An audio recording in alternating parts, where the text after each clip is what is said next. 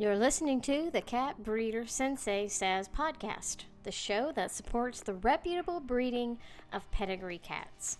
This is your show host, April Catito, and in this episode, we're going to be talking about a few things you can do to vet your breeders when you're thinking about buying a kitten. Just a disclaimer, all of the information that is shared in this show is really based on personal opinion or personal experience.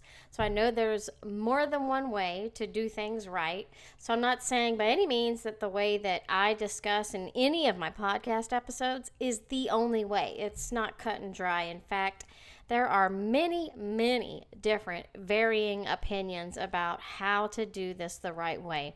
Not just the topic we're going to discuss today when it comes to acquiring your kittens, but just breeding cats in general. Everybody is super opinionated, and one of the bad things about that is everybody's real quick to judge and start attacking you for the way that you run your cattery. So as long as you feel good about what you're doing and you're doing everything to the best of your ability and keeping those goals in mind of a good cattery, good feline husbandry, health, temperament, and type, then you're doing the best job that you can. Don't let the people out there attack you and make you second guess or question yourself about the way you're doing things if you really feel like you're doing everything in the best interest of the cats. So with that being said, let's talk about buying a kitten to add to your cattery, or maybe this is the first time that you're actually acquiring a kitten that you're going to use in your breeding program. So one of the first things people do when they decide to become a breeder is go out and start buying kittens. Well, I don't want you to do that so fast. So I want you to slow down, take your time, and really be selective when you're choosing your kittens and, more importantly, the breeders that you are doing business with. There are a lot of horror stories out there from just me. I have my own, and I'll tell you about a few of them in a little bit. But it's not just me. There's a lot of people who have horror stories when it comes to buying kittens and importing kittens from other countries and buying locally from breeders. It's just a lot of stuff goes on out there. And well, you don't hear about the good stuff as much as you do hear about the bad stuff, because people are quick to go to Facebook, the groups, and just, start telling their story. And sometimes it's just one-sided. So I always try to be objective and, remember that there's the other side to the story. Well, there's three sides to every story, right? Isn't there? There's my side, there's your side, and then there's the truth. So everyone has, a view of how everything happened. And, both sides are going to be opinionated. So horror stories do happen, though. So you have to do the best job that you can when it comes to due diligence and research and making that decision on who you're going to buy a kitten from before you ever buy a kitten. So hopefully today's episode will help you think a little bit more about how many questions you ask and the things that you look at when it comes to buying a kitten. Okay, so usually people start their search on social media. Instagram, Facebook. These are the two biggest places where you can find breeders of your specific breed. So there's groups and there's pages and there's individual people, and you can start following the people and joining these groups, etc. What I suggest and what I like to do is just follow these people for a few months, and you get familiar with the way their kittens look, the type of kittens that they have, type meaning what they look like, and if that look is consistent. You can also see things like the interaction from the breeders with their followers and maybe even their customers. If an issue comes up, how do they handle that? And then you can see them tagging people, like when they have shipped a kitten or they sell a kitten to someone. They'll tag the people and say, hey, this kitten has arrived in this location and he's doing great. And I like to see that because then I feel like that person is real. And I say that because there are scammers out there who will sell kittens that aren't even real. They don't exist. They steal photos from breeders' pages and create new Facebook pages and attract new people who aren't familiar with the process and sell them just basically a dream. So they use photos and videos and collect money, and then you never get the kitten. They ghost you. And they do that to breeders and pet owners. So you have to be really careful about who you're doing business with. So if you are following some of the breeders on these social media accounts, after a couple of months you feel like there's somebody that you can do business with, and you can start having conversations with them and asking them more questions about their cattery and their belief system and things like that. So start following some breeders on social media that you like the way their kittens look, and get a feel of how this breeder is. I like to do that. I like to watch people for several months before I ever say, yeah, okay, I want one of those kittens. I want one of the kittens.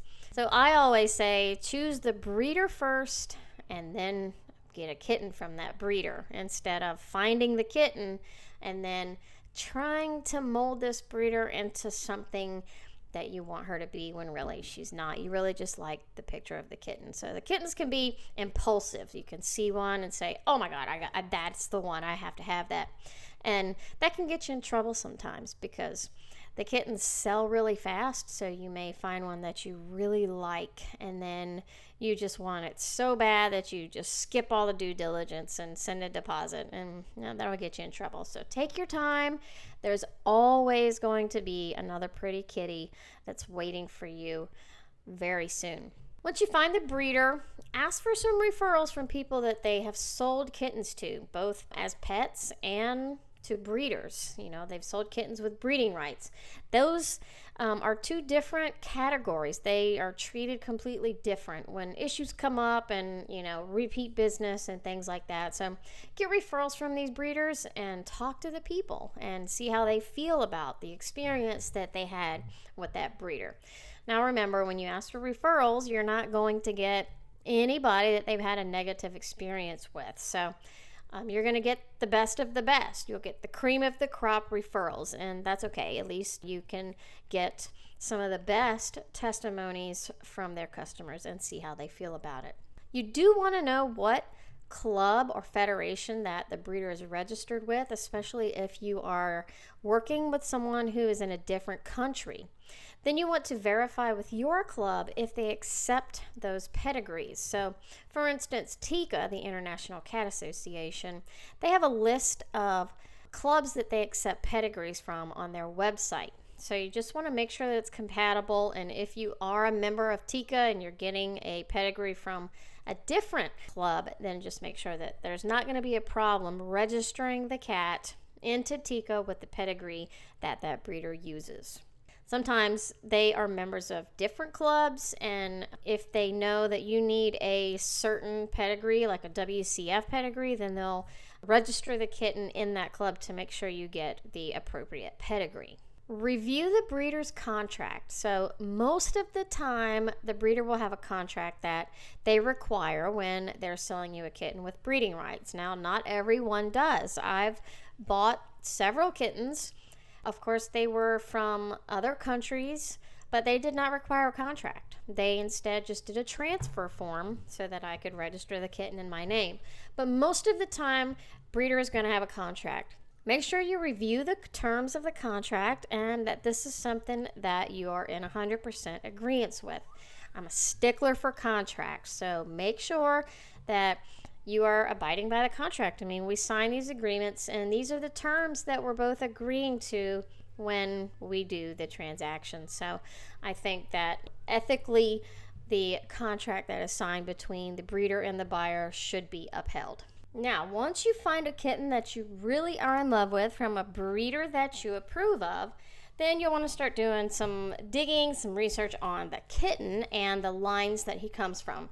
So you can ask the breeder for what I call the initial package, which is the pedigree for the parents, which would essentially be the pedigree for the kitten, pictures of the parents, and all of the genetic DNA testing that they have on the parents.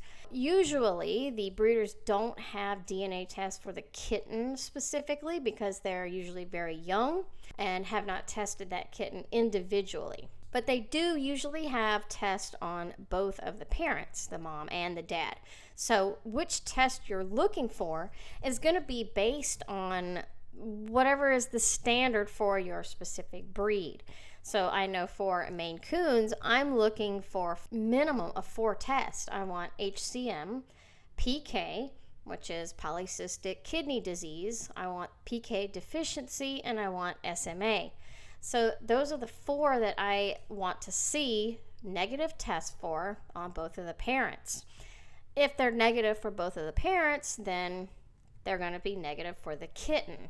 Sometimes 1 or 2 of the tests are missing for the parents. In that case, you'll want to ask the breeder if they'll test the kitten specifically for that test. And usually they'll ask you to pay for the test, and then it takes a couple of weeks for you to get those tests back. So if you have a copy of the parents test and the pedigree, well, make sure that they match. Make sure the names on the pedigree match the names on the tests. Otherwise, you may have something different. You may have something like an oddball situation. I've had this happen where I have the pedigree of the parents, so I see their names, the mother and the father of the kitten, and then I'm matching them up with the testing, the DNA test for the parents, and the names are different. So I'm wondering, why are the names different on the tests? And then as I look further, I see that I have the test for the grandparents and not the parents of the kitten. So you have to be aware of name matching and make sure that you actually have the right test. Sometimes they'll send you just test for the wrong cat on accident. So just check everything and make sure that you have what you're looking for. This is where you want to just, be careful and have a look at everything and slow down. And just because you get a package from the breeder with what you're asking for, don't assume that everything is there. Actually verify. Trust and verify. Now, when you receive the pedigree, people look for some different things. They're looking for championship titles in the pedigree, bloodlines, catteries that these cats are coming from. And then you can reference that in the PawPeds database and start doing some test mating using the other cats that you already own. So when you get a kitten, you should add their pedigree to PawPeds so you can do test mating in the future. There's a way to kind of back out if the cats aren't in PawPeds. There's a way that you can start building your own pedigree in there to do test matings and stuff. I actually teach how to do that in the course, the complete guide to breeding pedigree cats. There's a video in there about how to do that. Some cool things on PawPeds that you want to check when you get the pedigree, and you can look the cats up in PawPeds, is the health program notes. So within each breed, there's usually some risks of health that can be tracked through genetic markers. And the health program allows for people to participate in the health program and have their cat tested on a regular basis. The results are posted in the PawPeds database. So when you're doing pedigree research, you can actually see anyone who's participating in the health program. There's a little medical icon in their name. You can click on it and see what the results are of the test. So that's kind of cool. I always like to look and see, if there was any health issues down the line that has been reported through the health program. So that's something that you want to do when you are doing your research on this particular kitten that you're looking at. Also, be sure to check the inbreeding coefficient percentages. There's an entire lesson on how to check the inbreeding coefficients and what they mean, and kind of the limits that you want to stick to when you're buying a kitten and when you are mating your cats together. So the higher the coefficient is, the more risks that you come across when it comes to health factors. So there's a whole lot that goes into the coefficient, so definitely want to check that out in the Complete Guide to Breeding Cats course if you're not familiar with that yet. and do some test mating again with any cats that you currently have. If this is your first cat and you don't have any other cats to do test mates with, well, then you still want to check the inbreeding coefficient and make sure that it's not too high. There are some really, really high ones, and I've seen some really beautiful, beautiful cats, and just absolutely fell in love with these cats. And then once I checked the coefficient, that changed my mind. Like, ooh, that's too high for me. You know, I don't feel comfortable working with a cat who has that much inbreeding. So I had to pass on that. Other people may be more comfortable with that, and they have different limits of, you know, what you're willing to accept as far as an inbreeding coefficient. So there's some guidelines in the course that talks about that, and then you of course need to do your research and make sure that you know what those are. All right, you want to ask for parents of the kitten. I mentioned that in the initial package that you asked for from the breeder. You want to see what these kittens' parents look like. They're inheriting the physical traits from the parents, so if you don't like the way the parents look, then odds are you may not be happy with what this kitten looks like once it's mature and has developed into an adult, or what the kittens look like, the offspring that you get from using this cat in your breeding program. So look at the parents, and if you can go further than that, you can start looking at grandparents, great-grandparents. You can use the pedigree to search for the cats online using like quotation marks so that you're getting an exact match, and see if you can find any photos of them. You know, that's always kind of fun to see what ancestors look like and how far back you can find pictures of this kitten's family. That's kind of cool too. I always ask for the current weight of the kitten. That's mainly because I have received a kitten before and I didn't ask, like, how much does this kitten weigh? And when I got it, it was super small, super frail. If I had known that and asked a different question, if I'd even asked the question, how much does the kitten weigh? What does it feel like in your hands? I may have made a different decision. I've definitely since then turned down kittens because of the weight at the age they were at. Big is not one of my priorities. It's definitely not what I breed for. I don't breed for size. But I do want a hardy, sturdy cat that feels heavy and feels strong in my hands. That's the characteristics of a Maine Coon. And that's breed standard. So I'm going to try to pick that out and as best as I can in the beginning by getting a nice, strong kitten. So the only way for me to do that without actually feeling the kitten in my own hands is to ask the breeder the weight. And then I also like to see videos of the kitten. So you can ask for videos that are at least 30 seconds long, 45 seconds long. That doesn't seem like a long time, but when you're looking at a kitten, it's a decent amount of time. The longer, the better. You can check for things like the stance. Are the legs straight? Is the tail long? How does the profile look? Anything specific that you're looking for as far as physical characteristics, ask the breeder to show that to you. Don't be afraid to ask for that. They should actually appreciate the fact that you're looking for some of the details in your breed that matter, that classify this cat as being distinct from other breeds of cats. So if you see that the breeder has any issues answering your questions or don't want to send photos, I know some breeders don't want to send photos all the time, and that's okay. I get that. But when you're inquiring about purchasing one for your breeding program, they should be okay with sending you some more detailed photos than just a front headshot of the kitten. Now this is crazy, but I'm going to tell you. I always ask about the health issues in the parents. And this is no joke. No one has ever told me that the parents had any issues. They're always like, no, this isn't they're healthy. They only have healthy cats. Well, I don't know. That's kind of sus. I don't know if I believe that or not. I just think that it's such taboo to have a cat that has a health issue that nobody will admit it. They won't tell you if there's problems in the lines. It's the most bizarre thing I've ever seen. I do not understand it, but it exists. Believe me, it's out there. So if you don't know the breeder personally and you don't know the cats personally and the whole history, like you don't know for real about this cat, I don't think there's any way for you to tell if you're getting good lines. Like, are you getting healthy lines? Are the parents healthy? Do they have any genetic issues? And we're not just talking about the things that you test for through the DNA testing. No, I'm talking about other issues that come up that you can't test for. There's no genetic markers for, but they absolutely get passed down to the offspring. That's the things that I want to know about when I'm buying a kitten. The test, and by the way, the DNA testing can be negative across the board.